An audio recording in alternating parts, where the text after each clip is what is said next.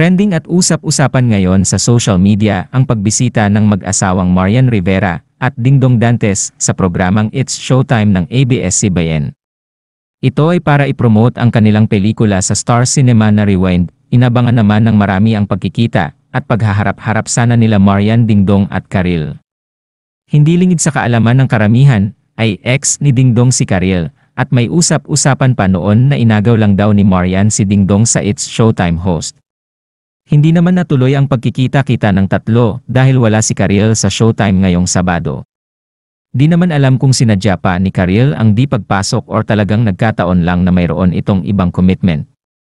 Samantala, matapos ang guesting sa Showtime ay tuloy naman ang celebrity couple sa parada para sa nasabing pelikula ngayon Kapaskuhan sa Metro Manila Film Festival. Kami sa backstage na.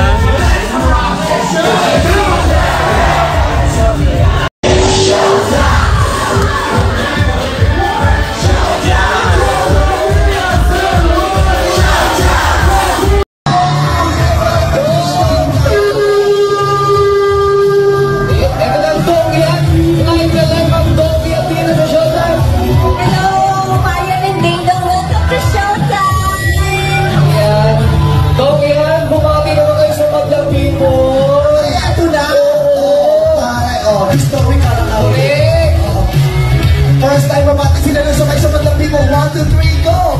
What's up, Madlang People?